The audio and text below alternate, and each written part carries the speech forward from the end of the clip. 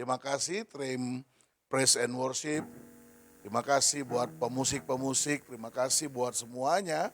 Kalau kita boleh hari ini kita ada di tempat ini, jangan jadikan ini menjadi sebuah ritual keagamaan saudara. Tapi jadikan ini sebagai sebuah komitmen kita untuk terus kita mau menyenangkan hati Tuhan kita. Katakan amin. Berapa banyak Bapak Ibu yang siap hari ini untuk menerima firman kebenaran? Oke, pastikan tangan Anda yang terangkat, engkau pulang dari tempat ini, engkau berubah hidupmu. Katakan amin. Saya tahu banyak hamba Tuhan yang diurapi, yang ada di mimbar ini yang dipakai Tuhan dengan dahsyat dan luar biasa. Dan saya tahu jemaat diberkati Tuhan. Tapi jangan puas hanya saudara menerima berkat. Tetapi saudara harus mengambil satu keputusan, melangkah untuk berubah. Katakan amin. Sebab kalau Bapak Ibu cuma diberkati oleh firman, iblis gak gentar dan gak takut. Iblis gak terlalu gentar dan takut kalau saudara cuma rajin dan setia datang ke gereja. Tapi iblis takut kalau saudara mulai berubah hidupnya. Katakan yes. Katakan amin. Iya. Perubahan itulah sebetulnya yang menjadi esensi kekristenan kita di dalam Dia. Amin saudara. Puji Tuhan. Nah, kalau saya tidak salah saya ingat terakhir saya kemari saya bicara tentang gereja adalah pelaksana kehendak Bapa. Saya ingat itu, setiap saya khotbah di tempat di mana saya ada, kalau saya pernah khotbah di tempat itu, saya coba cari catatan saya ingat kembali apa yang pernah saya sampaikan gitu. Bagi saya seorang pribadi, ya, saya belajar untuk saya bisa memberikan pesan penting kepada jemaat Tuhan. Saya berdoa saya nggak mau memberikan pesan biasa-biasa. Apalagi kalau itu keluar dari kemampuan kepintaran kita. Jangan. Tapi biarkan itu keluar dari apa yang menjadi kehendak Bapa. Kita dipakai menjadi salurannya untuk menyampaikan message penting bagi jemaat Tuhan, bagi gereja Tuhan. Itu dia. Nah, saya mau kasih tahu bahwa tetap ingat Bapak Ibu semua, jemaat Tuhan, Anda semua yang ada di tempat ini adalah orang-orang yang sudah dipersiapkan Tuhan untuk menjadi pelaksana kehendak Bapa di sorga.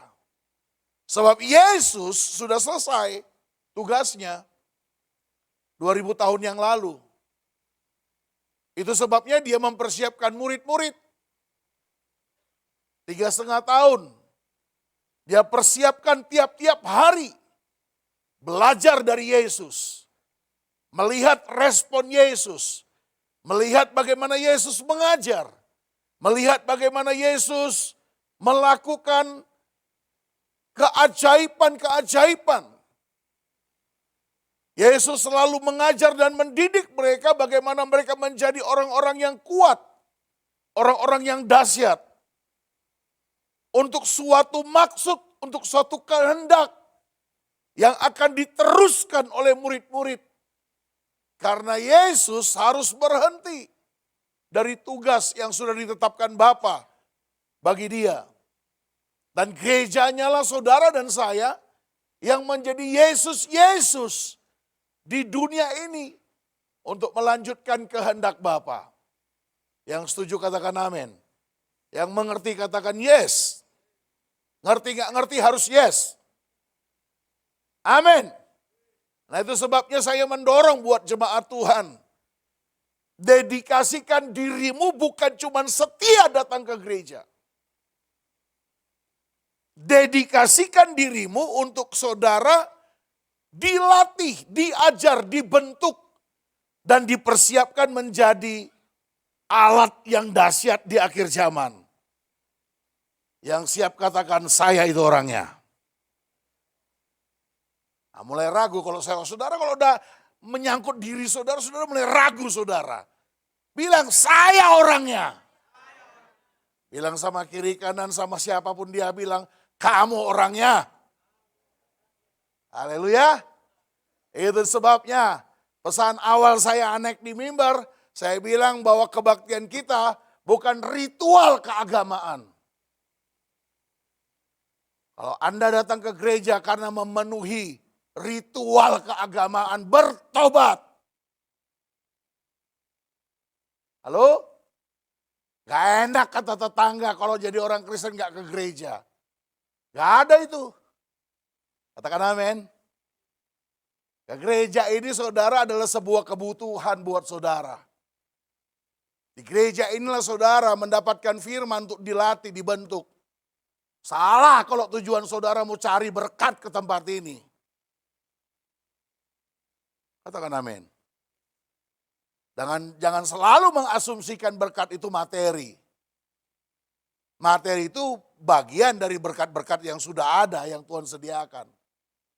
Oke. Saya selalu masuk kepada pendahuluan dulu. Supaya saudara kalau seperti mesin itu dipanaskan dulu. Gitu dia. Amin. Supaya saudara antusias dengar firman. Gitu ya. Pastikan kiri kanan saudara nggak ada yang ngantuk mendengarkan firman. Kalau ada yang ngantuk bilang sama kiri kanan tolong cubit saya kuat-kuat. Bilang gitu sama dia. Lu jangan lihat saya dong, lihat sama kiri kanan. Kasih tahu dia kalau saya ngantuk cubit saya kuat-kuat. Haleluya.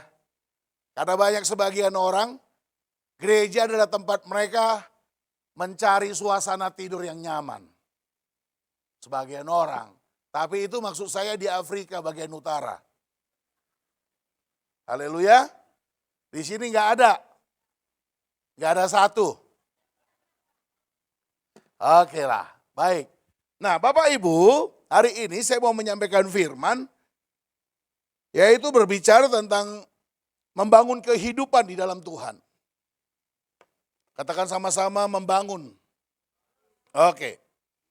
Pertobatan seseorang dari manusia lama menjadi manusia baru, menerima Yesus, tidak otomatis jadi bangunannya. Bilang tidak otomatis. Iya.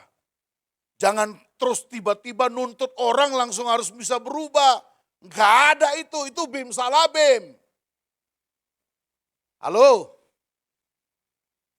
Setiap kita harus dibangun dulu kehidupan di dalam Dia. Pertobatan, baptis itu langkah awal.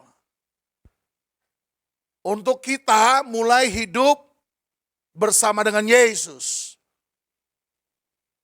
Nah, menjadi bangunan bait Allah yang benar, ada proses. Ada kurun waktu. Ya. Jadi jangan pernah saudara orang yang baru dibaptis, baru bertobat, terus saudara tuntut dia mesti langsung 100% hidup benar. Besok kalau dia masih mengulang hal perbuatan yang lama, terus saudara marah-marahin dia, saudara hakimi dia, udah dibaptis lu, masih begitu aja, ya namanya proses. Katakan amin.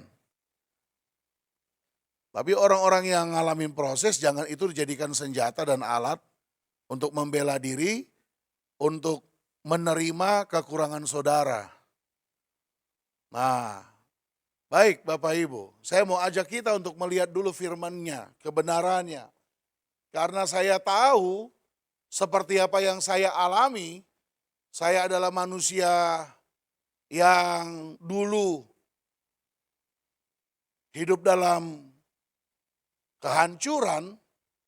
Ketika saya bertobat, saya nggak otomatis langsung jadi pendeta. Saya tidak otomatis jadi pelayan Tuhan. Enggak. Ada fase waktu, ada fase proses, ada fase jatuh bangun yang harus saya alami dalam hidup ini. Nah ini yang penting buat kita. Gereja dihadirkan Tuhan Yesus untuk membantu, untuk membangun setiap umat Tuhan jemaat untuk dia menjadi bangunan yang benar. Jadi gereja fungsinya bukan menjadi hakim yang menghakimi setiap orang percaya. Orang percaya itu perlu dibangun hidup mereka dari fase waktu ke waktu. day by day, bulan demi bulan, tahun demi tahun, sampai dia betul-betul bisa menjadi seperti Kristus. Amin. Amin.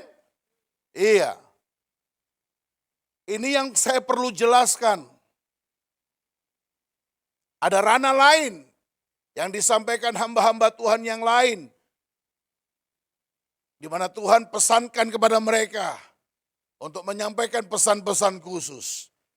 Tapi pastikan hari ini Bapak Ibu Saudara, engkau hadir, engkau ada di tempat ini, engkau siap untuk dibangun menjadi sebuah bangunan yang indah di hadapan Tuhan. Tepuk tangan berikan kemuliaan yang meriah kepada Tuhan Yesus. Nah, Bapak Ibu yang dikasihi Tuhan Yesus, mari kita lihat firman Tuhan dalam kitab Efesus pasal yang keempat. Ayatnya yang ke-11 dan ayatnya yang ke-12. Dikatakan firman Tuhan, dan ialah yang memberikan baik rasul-rasul maupun nabi-nabi, baik pemberita Injil maupun gembala-gembala dan pengajar-pengajar, untuk memperlengkapi orang-orang kudus bagi pekerjaan pelayanan, bagi pembangunan tubuh Kristus.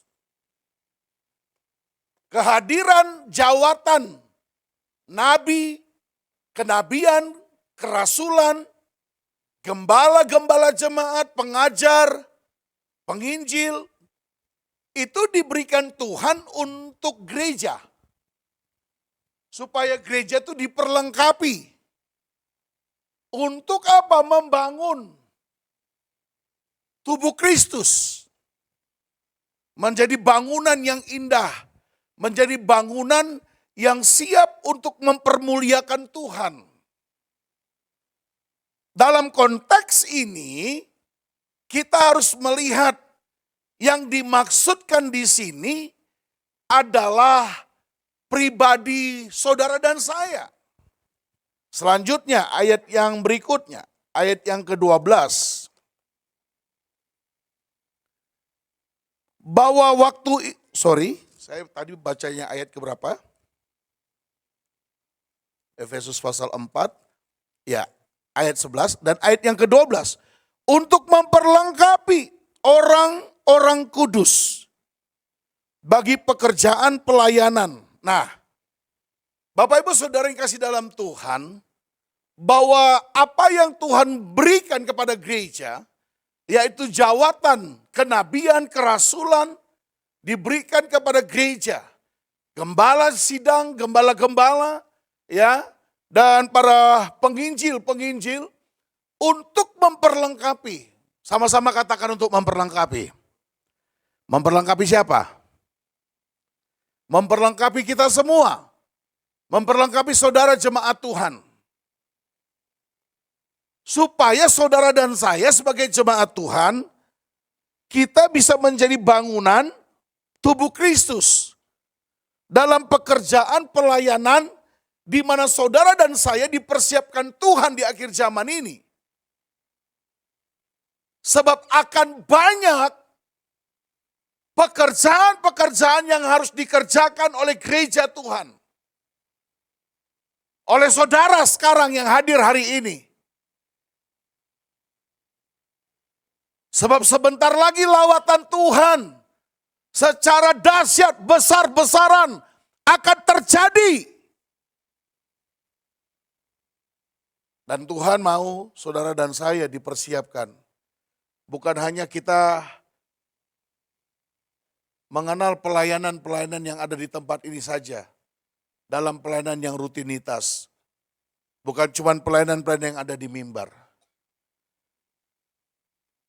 Nah, ketika kita bertobat, ketika kita menerima Yesus. Sekali lagi saya mau katakan tidak otomatis kita menjadi bangunan itu. Tapi kita harus dibangun tiap-tiap hari. Dibangun tiap-tiap minggu.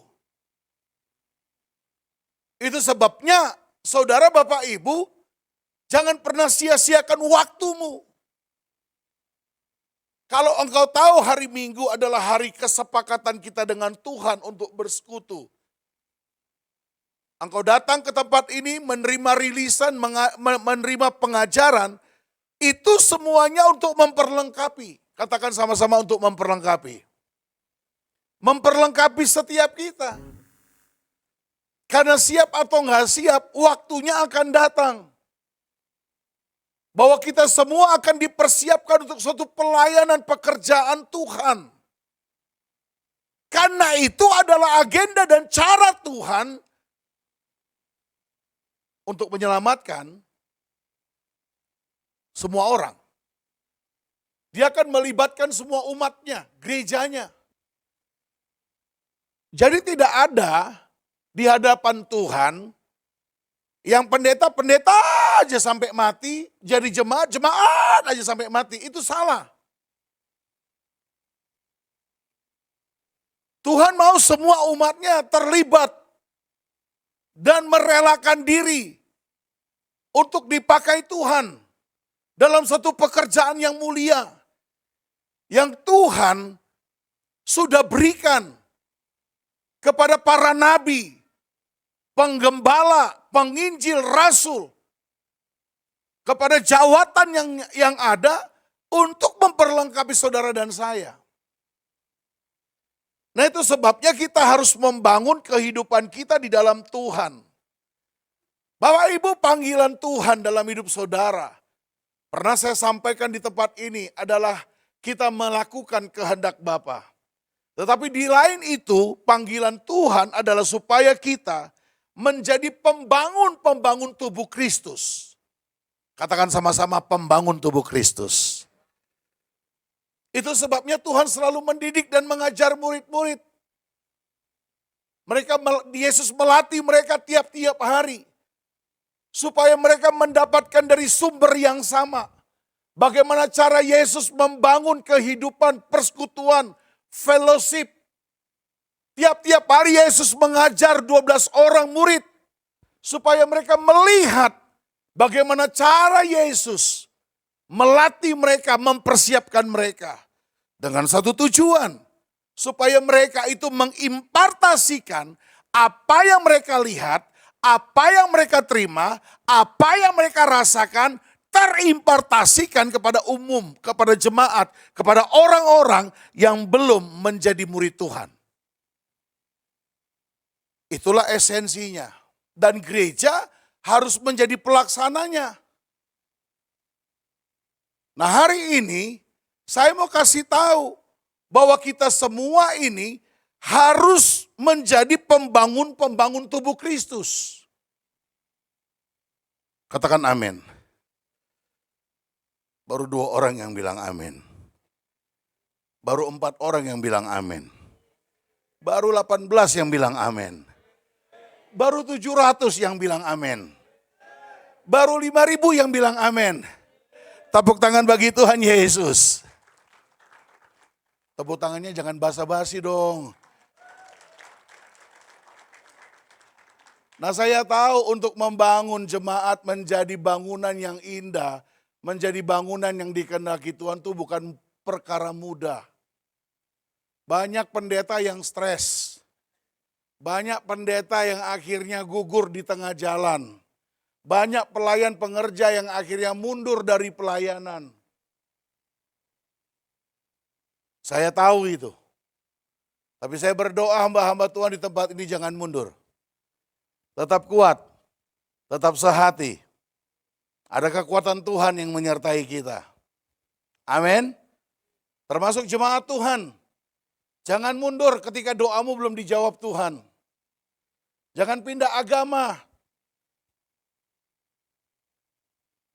Kalau engkau mendapatkan kemurtatan di dalam kehidupanmu. Karena itu semua harus terjadi. Untuk melatih kita menjadi orang-orang hebat, orang-orang ahli, orang-orang kuat. Sesuatu yang besar terjadi tidak dari perkara kecil. Pembentukan yang besar menghasilkan sesuatu yang dahsyat. Katakan amin. Nah, itu sebabnya hari ini saya mau sampaikan buat kita bahwa khotbah saya ini adalah khotbah pengajaran yang mempersiapkan jemaat Tuhan. untuk kita mengerti bahwa kita ini dipersiapkan Tuhan untuk membangun tubuh Kristus. Dengarkan Bapak Ibu jemaat Tuhan, kalau saudara berpikir saudara hanya mau dinina bobokkan terus menerus sampai Yesus datang, tanpa saudara merelakan diri untuk membangun tubuh Kristus, saudara tidak akan pernah menjadi jemaat yang bertumbuh, saudara tidak akan pernah menjadi jemaat yang dikehendaki Tuhan. Dan jangan saudara berpikir kesetiaanmu dengan persembahan dan perpuluhanmu, engkau sudah mendapatkan mahkota kehidupan. Nehi. Jangan pernah bangga cuma masuk di pagar atau di gerbangnya sorga. Tapi saudara harus memiliki bagian warisan yang sudah ditetapkan. Itu sebabnya jemaat Tuhan sudah waktunya Rasul Paulus bilang begini, ditinjau dari sudut waktu kamu harus jadi pengajar untuk jemaat Tuhan. Udah berapa banyak saudara di sini yang sudah jadi orang Kristen lebih dari 5 tahun, boleh angkat tangan. Jemaat Pak, jemaat aja. Jemaat yang lebih dari 5 tahun angkat tangan, saya mau tahu dulu. 2000. Yang lebih dari 10 tahun jadi jemaat Tuhan, boleh angkat tangan? Makin berkurang 7.000. Yang lebih daripada 2 tahun, boleh angkat tangan? Yang enggak tahu bahasa Indonesia, angkat tangan. 3 kali saya tanya, 3-tiganya enggak angkat tangan. Pertanyaan saya, ngerti enggak bahasa Indonesia? Kenapa? Takut terjebak saudara. Saya mau kasih tahu buat saudara bahwa dengarkan baik-baik dari hati ke hati, saya mau bicara buat saudara. Kalau kekristenan Anda enggak bertumbuh, saya mau kasih tahu. Sorry ya, mohon maaf ya. Lebih baik kalau saudara pindah jadi dari agama Kristen.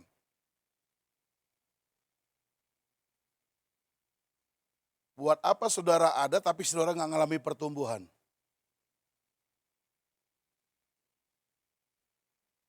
Haleluya.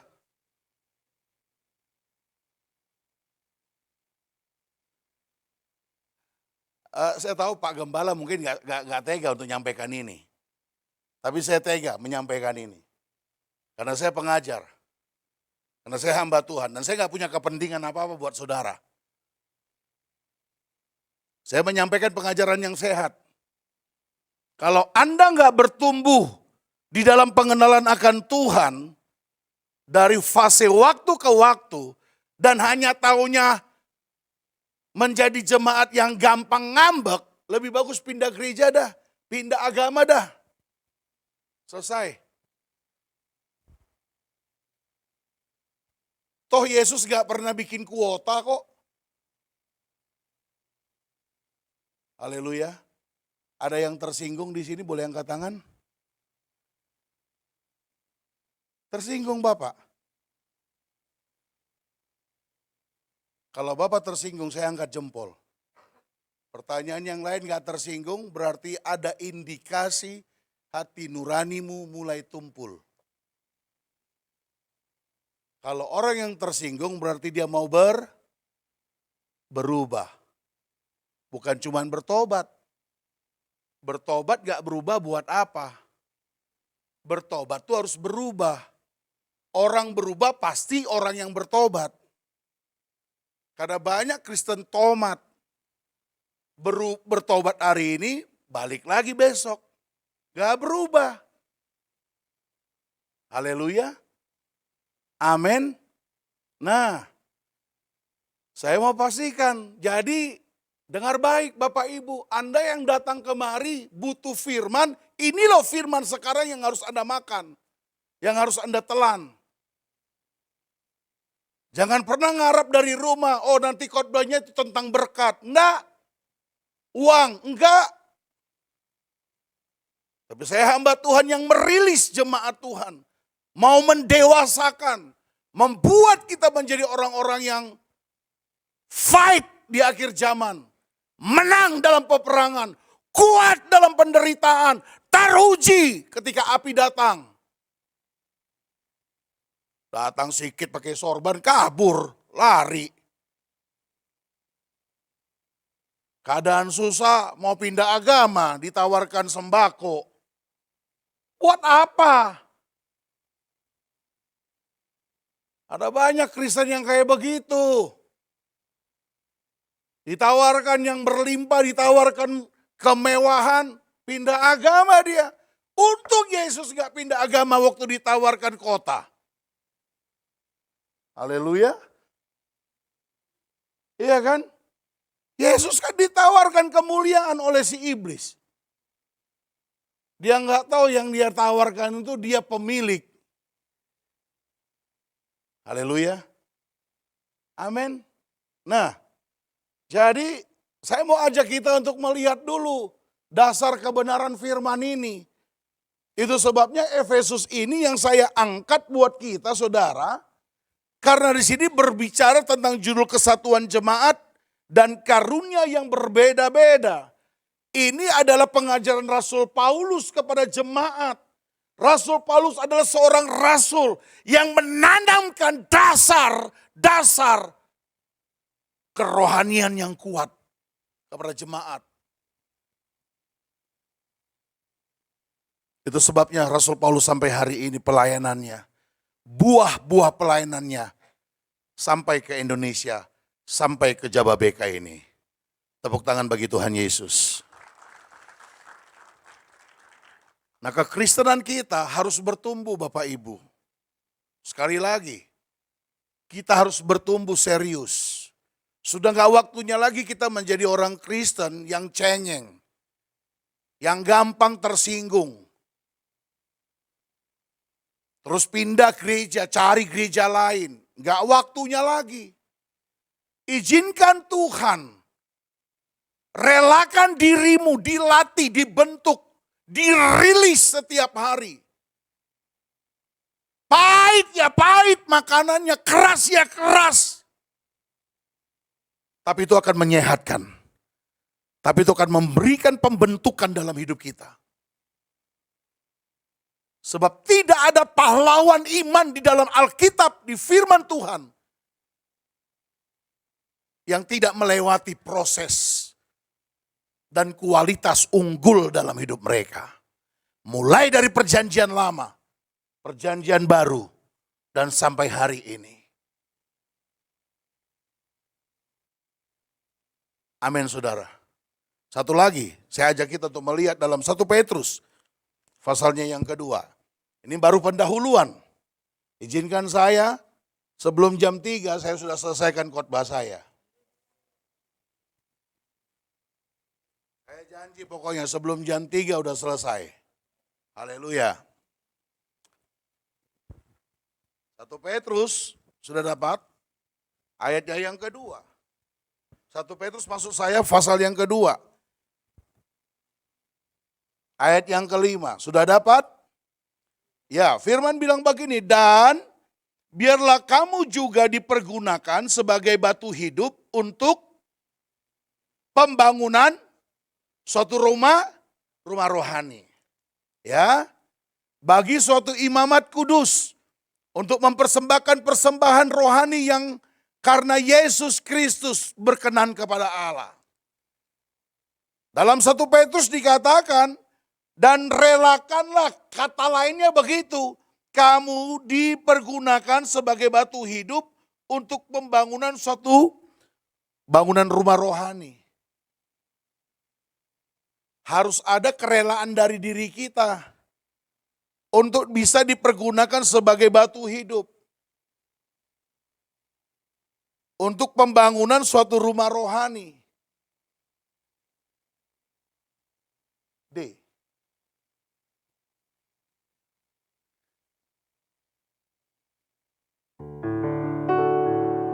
Jadikan aku Tuhan rumah doamu, agar semua suku bangsa datang menyembahmu. Jadikan aku Tuhan rumah doa, rumah doamu, agar semua suku bangsa datang menyembahmu. Saudara, sebelum kita menjadi rumah doa bagi semua bangsa, kita harus menjadi rumah doa yang hidup dulu. Diri kita itu, kalau kita mau melihat terjadi penuaian yang besar di akhir zaman, saudara harus merelakan diri saudara itu untuk digunakan sebagai kata lain, tumbal. Untuk sebuah bangunan rohani. Saya mau mendasari dulu buat kita semua hari ini. Supaya kita mengerti. Kenapa kita harus membangun tubuh Kristus. Karena tidak ada yang bisa membangun tubuh Kristus selain umatnya sendiri. Saudara dan saya. Saya harus ngomong apa adanya secara jujur. Gereja itu banyak kehilangan esensi dalam hidupnya. Gereja itu kebanyakan hari-hari ini hanya main yang tidak penting dan tidak esensi. Gereja tidak banyak mempersiapkan jemaat untuk mereka menjadi pembangun-pembangun bait Allah. I'm sorry, saya harus ngomong. Banyak gereja hanya mau jemaatnya ramai, jemaatnya banyak. Gerejanya kaya, gerejanya punya banyak uang. Tapi nggak pernah mau mengajarkan atau melatih dan mendidik jemaat untuk bertumbuh menjadi bangunan bait Allah yang kuat. Persoalan datang, akhirnya gampang sekali jemaat cerai. Pindah gereja lah, macam-macam lah. Padahal diukur dari sudut pandang waktu, sudah lama mereka ada di dalam gereja Tuhan. Ada di dalam lembaga Tuhan. Tapi mereka nggak kuat. Ini kepedihan hati saya.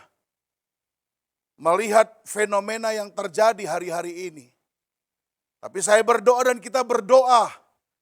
Gereja yang terus dibawa oleh tuntunan dan pimpinan Roh Kudus. Oleh pemimpin rohani kita.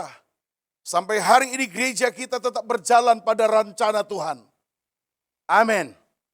Bagaimana dengan gereja lain? Siapa yang peduli dengan mereka? Kalau bukan kita yang merelakan diri untuk dijadikan menjadi bangunan bait Allah yang siap untuk membangun mereka. Sebab kita tidak akan pernah bisa membangun orang lain kalau diri kita tidak dibangun. Jangan puas dengan pelayanan yang ada sama kita sampai hari ini. I'm sorry, teman-teman pemusik. Jangan puas Anda, hanya Anda punya skill main musik, selesai. Jangan puas worship leader, singers. Jangan puas pelayan-pelayan yang lain. Kalau Anda cuma hanya taunya menekunin pelayanan yang Anda kerjakan itu doang. Saya berharap saudara benar-benar tersinggung lah ini. Tapi izinkan saya tidak bermaksud untuk mempermalukan Anda semua. Termasuk diri saya.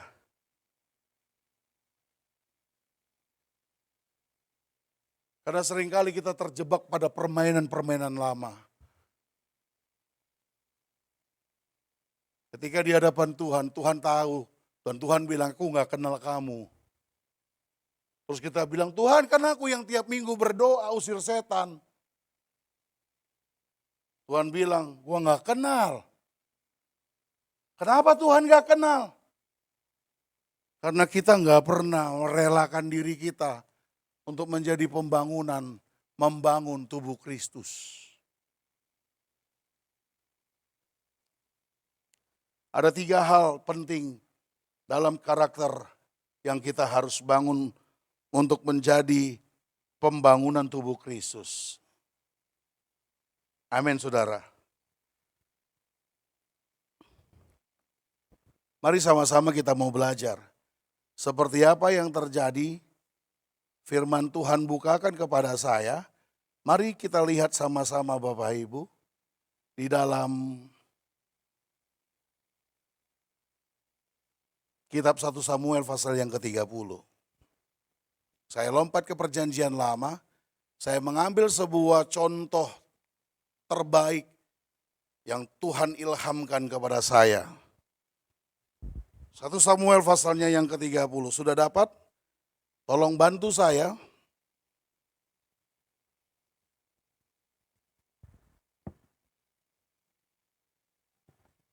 Satu Samuel pasalnya yang ke-30. Kalau sudah dapat, mari sama-sama kita lihat ayatnya yang ke-6.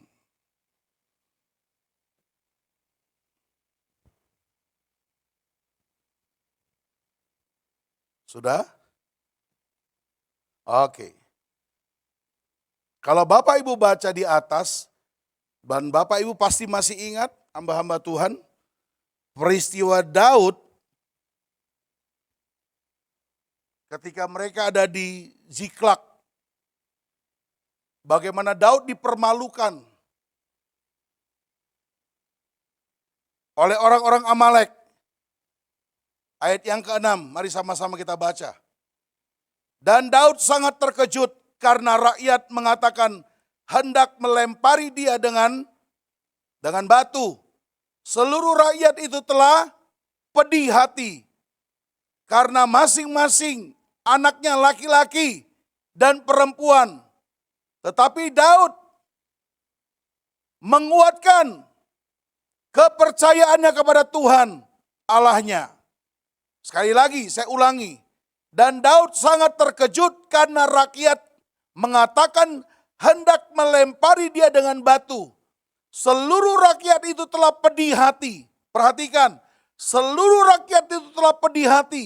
Masing-masing karena anaknya laki-laki dan perempuan. Tetapi Daud menguatkan kepercayaannya kepada Tuhan Allahnya. Saudara, ketika orang-orang Amalek mencuri, mengambil seluruh keluarga mereka, anak-anak laki-laki perempuan, harta mereka dibakar, dihanguskan. Ini membuat orang-orang yang mengikuti Daud pedih hati mereka.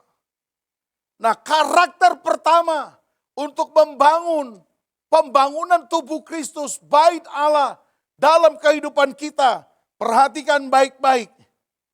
Yang pertama, yaitu kita harus bertumbuh dengan yang namanya membangun kepercayaan kepada Tuhan. Daud berkata, tetapi Daud menguatkan kepercayaannya kepada Tuhan Allahnya. Kapan terjadi? Ketika dia dalam keadaan terpuruk, dalam keadaan tertindas, dalam keadaan kesendirian. Seorang yang membangun, seorang pembangun tubuh Kristus adalah orang yang punya karakter. Rohnya itu kuat dengan Tuhan.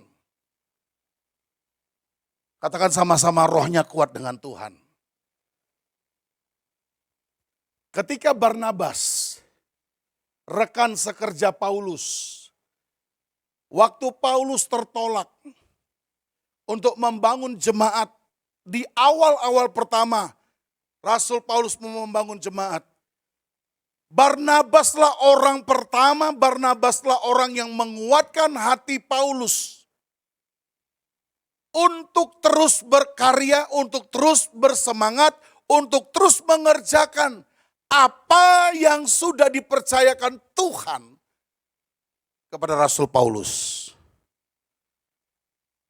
Hari ini kita mau belajar karakter pertama untuk membangun menjadi seorang pembangun tubuh Kristus. Kita harus belajar untuk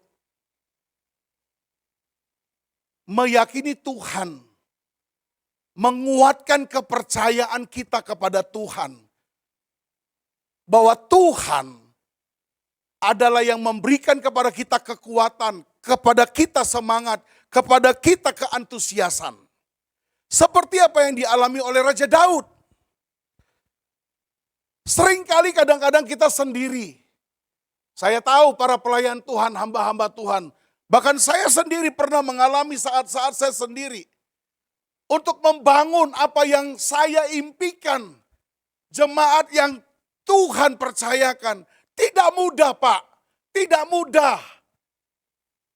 Gembala-gembala kul. Boleh angkat tangan? Oke.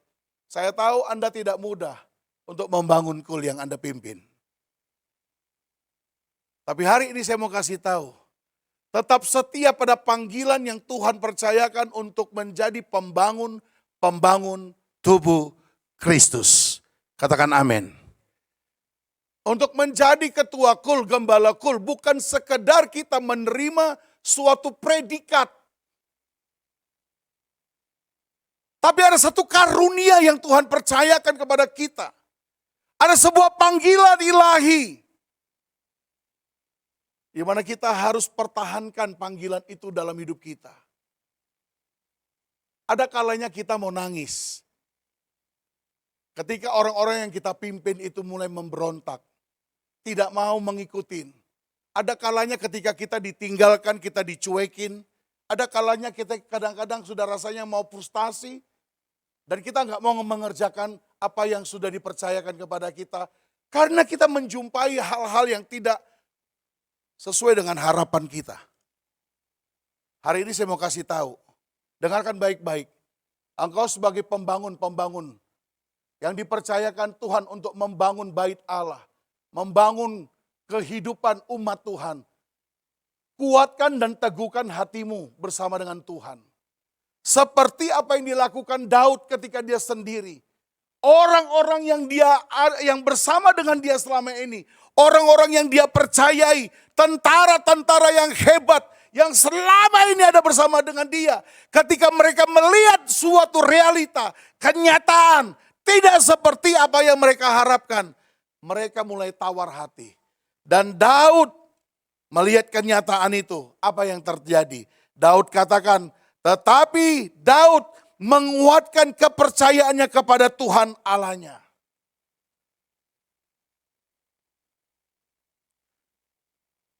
Saya mau kasih tahu buat kita para pelayan hamba-hamba Tuhan. Pemimpin-pemimpin. Suami-suami engkau yang memimpin rumah tangga. Jangan kecut hatimu.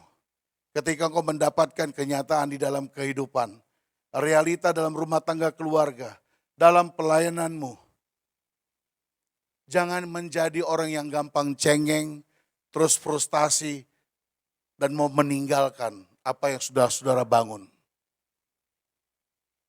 Mari kita belajar seperti Daud. Daud memberikan dirinya, melakukan hubungan yang semakin kuat dengan Tuhan. Jelas dikatakan di sini, Daud menguatkan kepercayaannya kepada Tuhan.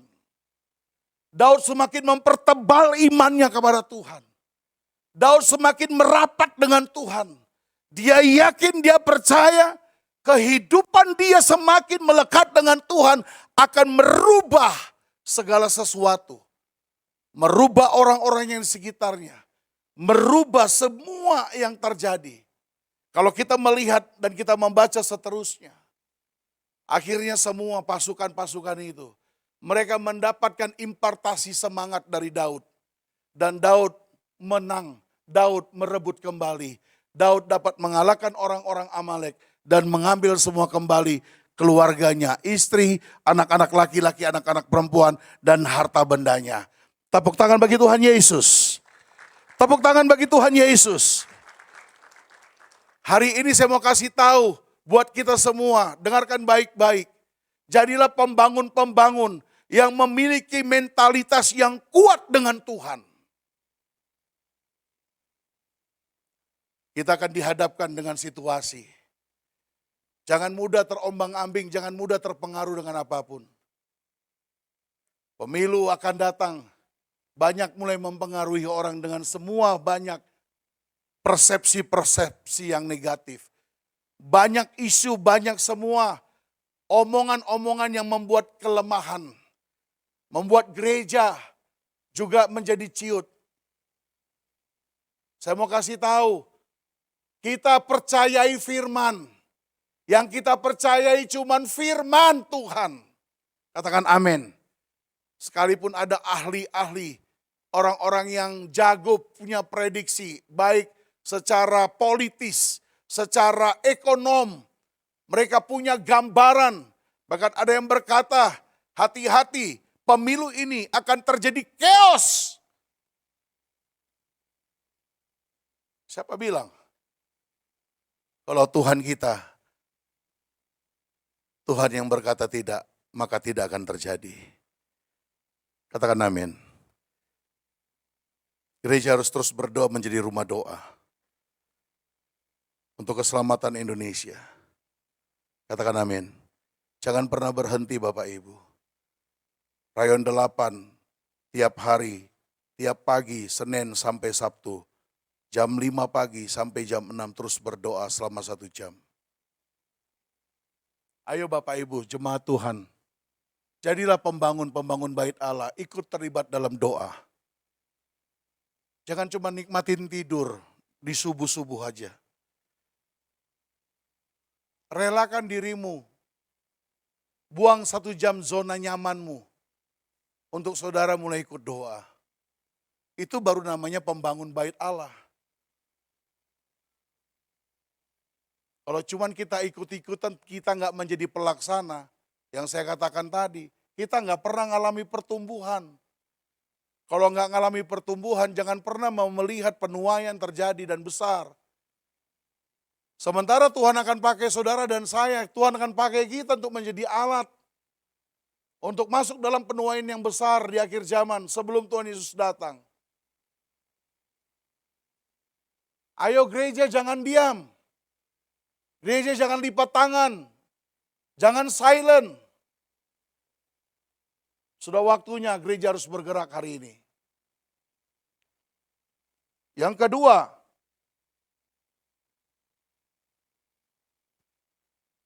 saya mau ajak kita 1 Korintus dulu sebentar. Sebentar Bapak Ibu. Sebelum masuk yang kedua, 1 Korintus pasal yang ke-14. Ayatnya yang ke-4. Ini poin yang kedua dari poin yang pertama tadi. Sudah? Untuk menjadi pembangun bait Allah kita harus mengkuatkan hati kita dengan Tuhan. Ya, kita perlu kekuatan dari Tuhan. Terus mencari hubungan dengan Tuhan. Yang kedua, ayat yang keempat dari 1 Korintus 14, ayat yang keempat. Siapa yang berkata-kata dengan bahasa roh, ia apa saudara? Membangun dirinya tetapi siapa yang bernubuat, ia kita penting membangun diri sendiri ketika kita lemah. Bisa nggak kita lemah? Bisa. Kalau kita bukan Batman, Superman, apalagi Indomie, bukan. Kalau tanya ketemu Batman pernah sedih nggak? Pernah sendiri nggak? Pernah juga. Waktu kita lemah, Alkitab ajarkan kita bahasa roh. Amin saudara. Bahasa roh itu apa? Alkitab katakan membangun diri sendiri. Saya lagi lemah sendiri, kalau lagi sedih, lagi tertekan saya bahasa roh. Saya di rumah bahasa roh, bisa kadang-kadang saya bahasa roh setengah jam sampai 1 jam. Hora labata karaya lama syandara labata karalabara laba hinara bata karalabara laba. Saya bahasa roh sendiri. Saya nggak bahasa roh pamer sama orang. Ada orang yang pamer bahasa roh. Gak jelas mau ngapain dia. Alkitab katakan untuk membangun diri itu kita bahasa roh. Itu bahasa kita pribadi dengan Tuhan. Membangun hubungan kita dengan Tuhan. Anda tertekan, Anda berbahasa roh aja dengan Tuhan. Horabata karalama syandara labalabara labata. Itu bahasa roh yang kita gunakan kepada Tuhan dalam keadaan-keadaan kita tertekan. Nah, waktu itu kita membangun diri kita sendiri. Saya kalau udah ngalamin hal gitu, saya terus bahasa roh. Setengah jam, kadang-kadang 1 jam, pernah 1,5 jam sampai 2 jam. Sampai saya betul-betul mengalami rasa kelepasan. Sampai betul-betul saya mengalami kelegaan. Kan itu yang dikerjakan Rasul Paulus dengan Barnabas waktu mereka ada di penjara. Mereka berbahasa roh. Mereka menyembah Tuhan. Apa yang terjadi? Alkitab katakan sendi-sendi penjara terbuka semua. Ada kelepasan, ada kebebasan. Jadi yang kedua, seorang pembangun, ya, pembangun tubuh Kristus, bait Allah, dia harus mampu untuk membangun dirinya sendiri. Ya, membangun dirinya sendiri. Yang kemudian yang kedua, seorang pembangun bait Allah tubuh Kristus adalah seorang yang mampu membangun orang lain dengan menasehati dan mampu dinasehati. Bapak Ibu yang dikasih dalam Tuhan, kita harus mengerti bahwa tadi sudah saya katakan, panggilan Tuhan buat kita harus bisa membangun orang lain. Bangun orang lain agar mereka menjadi bait Allah yang hidup. Menjadi bangunan yang siap dipakai oleh Tuhan. Jangan lihat jemaat, jangan lihat orang lain, itu tidak memperdulikan kehidupan mereka. Cuek, acuh tak acuh. Ada gereja banyak hari ini seperti itu. Lagi kenapa? Galau ya? Masalah loh. Kita ledekin dia. Bertobat ya kalau ada pelayan pengerja yang gak peduli dengan orang lain, cuek, dan gak peduli. Masa bodoh.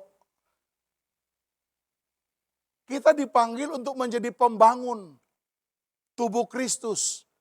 Seorang pembangun tubuh Kristus itu dia harus berfungsi, yaitu menjadi apa? Penasehat dan menasehati. Kalimat nasihat dan menasehati ini itu sudah semakin kurang esensinya pada gereja Tuhan hari-hari ini. Banyak orang udah gak mau dinasehati dan malas menasehati. Susah Pak kalau dinasehati, keras kepala, bandel. Biarin aja kalau begitu. Enggak. Gereja gak boleh begitu. Halo, amin. Nah, kayaknya saudara diam-diam baik ini. Kok saudara merasa begitu? Mari kita lihat firman Tuhan dulu saudara. Efesus pasal 4 ayat 1.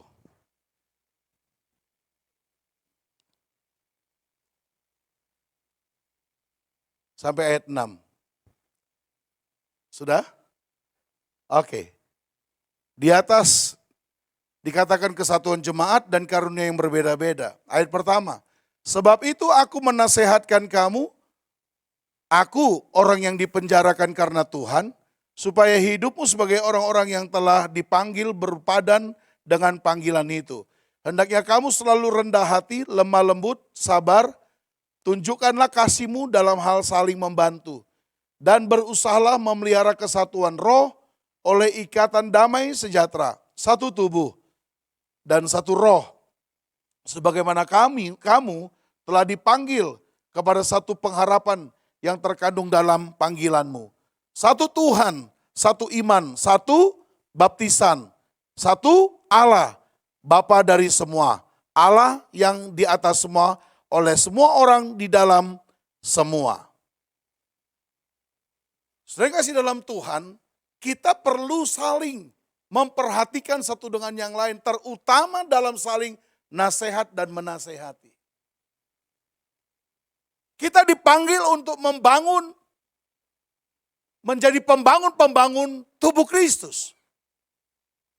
Yang kedua adalah kita harus membangun orang dengan cara menasehati. Dan kita juga mau dinasehati. Seringkali kadang-kadang kita menolak nasihat itu. Iya apa ya? Seringkali seperti itu. Kita harus belajar untuk bisa menerima teguran kalau kita memang menyimpang. Jangan izinkan dan jangan relakan melihat tubuh Kristus yang lain, mereka hancur dan binasa dalam kesalahan mereka. Sebagai penatua-penatua hamba-hamba Tuhan harus belajar untuk menasehati. Jangan takut Pak untuk menasehati jemaat. Jangan takut menasihati mereka. Dan kita harus berada pada posisi yang siap untuk dinasehati kalau kita kurang dan kita salah. Rasul Paulus selalu menasehati jemaat Tuhan untuk pembangunan tubuh Kristus. Itu yang dirilis oleh Rasul Paulus setiap kali dia berada di tengah-tengah jemaat.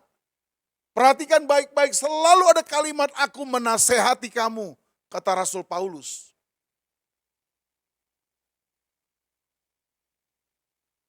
Seringkali kita dapati hari-hari ini kalau perbuatan menasehati itu sudah menjadi agak sedikit langka, tabu. Dan banyak orang tidak mau menerima nasihat. Karena merasa dia lebih tahu, lebih mengerti. Merasa lebih mampu.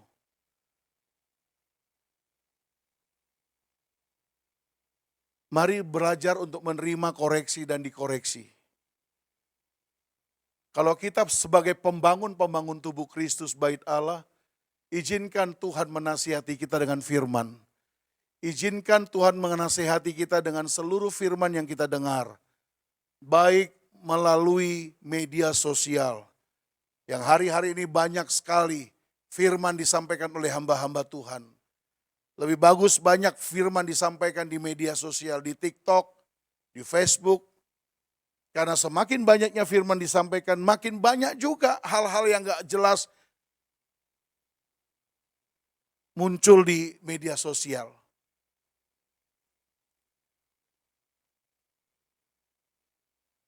Tayangan-tayangan yang tidak senonoh. WhatsApp, hubungin saya. Dia pakai video-video yang goyang-goyang untuk merangsang. Betul ya? Banyak begitu sekarang. Nasihati anak kita, main gadget. Makasih ibu yang sudah colek bapaknya. Bapak juga colek ibunya. Saya harus katakan sama keluarga saya, istri anak-anak saya. Bangun tidur yang kalian cari firman. Jangan langsung TikTok, jangan langsung Facebook.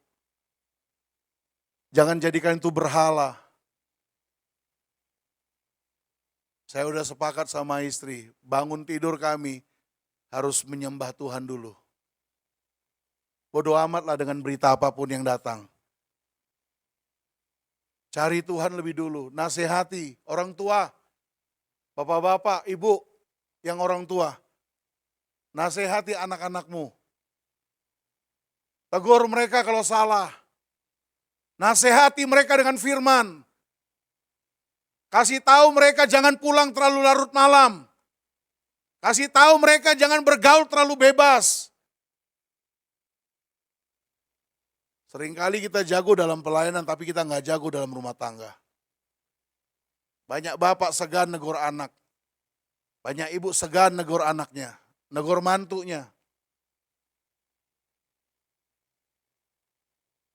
Nasihati mereka. Nasihati para pelayan Tuhan yang lain kalau menyimpang. Nasihati para pelayan yang lain kalau sudah mulai banyak alasannya macam-macam.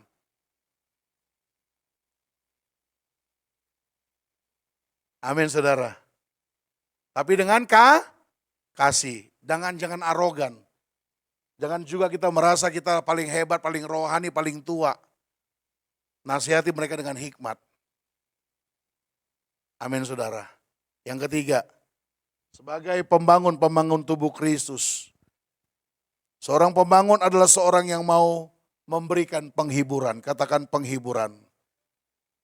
1 Korintus pasal yang pertama.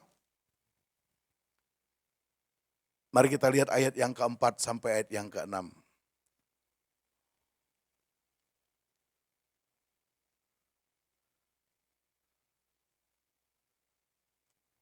Satu Korintus pasal yang pertama, sudah dapat? Ayat 4 sampai ayat yang keenam. Aku senantiasa mengucap syukur kepada Allahku karena kamu atas kasih karunia Allah yang dianugerahkannya kepada kamu dalam Kristus Yesus. Sebab di dalam Dia kamu telah menjadi kaya dalam segala hal, dalam segala macam perkataan, segala macam pengetahuan, sesuai dengan kesaksian tentang Kristus yang telah diteguhkan di antara kamu. Hiburkan yang lain. 3 karakter ini yang terpenting bagi kita untuk memberikan motivasi untuk membangun orang lain. Berikan motivasi penghiburan, kekuatan. Jangan dilemahkan. Gereja harus bisa mendidik, mengajar jemaat Tuhan untuk bertumbuh menjadi bangunan-bangunan yang benar di hadapan Tuhan. Gereja gagal karena gereja seringkali tidak menjadi alat yang benar. Kita harus menghibur orang lain dengan penghiburan memotivasi mereka. Katakan amin. Katakan amin. Rasul-rasul ketika mereka mengalami aniaya, Alkitab katakan mereka saling memberi kekuatan, saling menghibur. Rasul Paulus selalu menggunakan kata saling. Hendaklah kamu saling apa?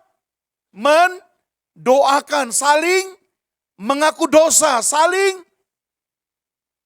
menghibur, saling menguatkan. Menjadi pembangun tubuh Kristus, kita harus menghibur orang lain. Gereja di tempat ini harus memberi kekuatan kepada yang lain. Memberikan semangat kepada yang lain. Jangan dilemahkan. Amin. Harus dimotivasi. Ayo kamu bisa. Ayo kamu mampu. Banyak di tempat lain gereja kehilangan esensi. Di tempat inilah gereja harusnya saling menguatkan, saling memberikan penghiburan. Ayo Pak, Bapak bisa. Ayo Bu, Ibu sanggup. Ayo kita akan dukung. Ayo kita akan sama-sama lewatin masalah demi masalah. Itu yang harus terjadi. Ketika Yohanes di penjara, dia merasa sendiri.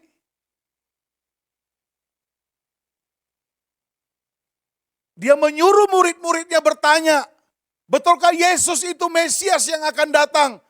Adalah Dia yang diutus oleh Bapa.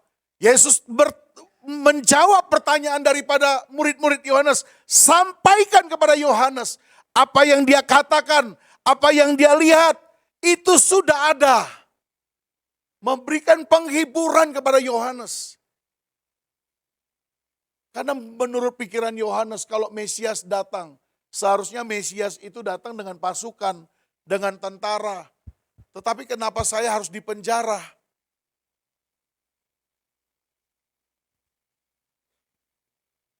Yohanes dalam kesendirian.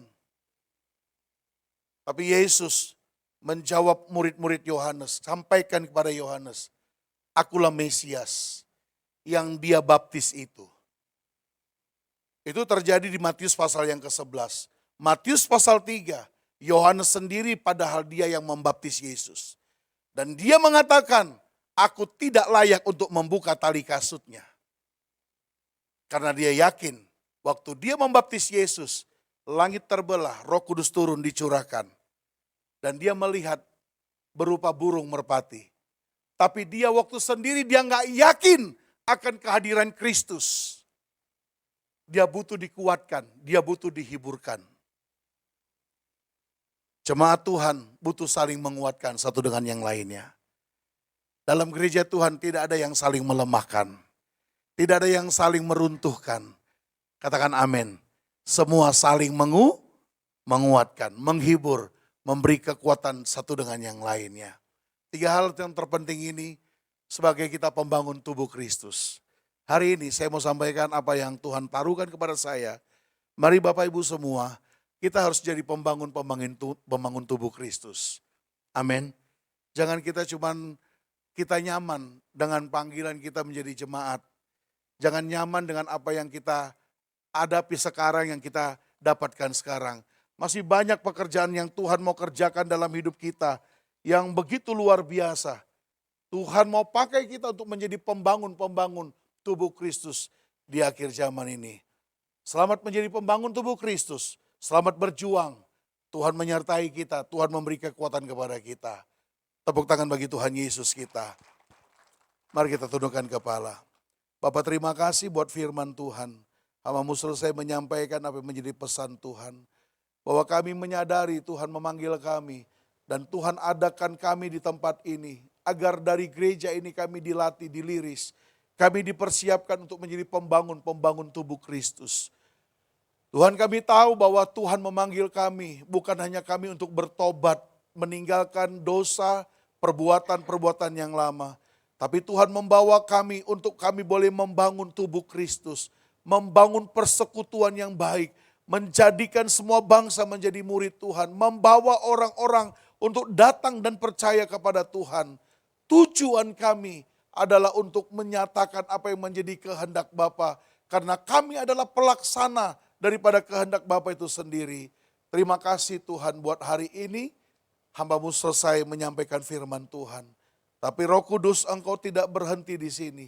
Engkau akan terus memberikan pengertian kepada kami. Tolong kami untuk kami boleh dipersiapkan. Membawa sebuah perubahan yang besar. Minimal dari hidup kami. Kalau Tuhan Engkau sudah percayakan kami. Bukan saja tubuh kami. Tetapi persekutuan kami, gereja kami, kota kami, keluarga kami. Dan Indonesia dibawa pada perubahan yang sesungguhnya. Pakai kami, persiapkan kami. Ini kami Tuhan, ini kami Tuhan. Ini kami Tuhan. Terima kasih Tuhan buat firman-Mu. Terpujilah Tuhan. Dalam nama-Mu kami berdoa dan kami bersyukur. Haleluya, sama-sama katakan amin. Tuhan memberkati Bapak Ibu semuanya.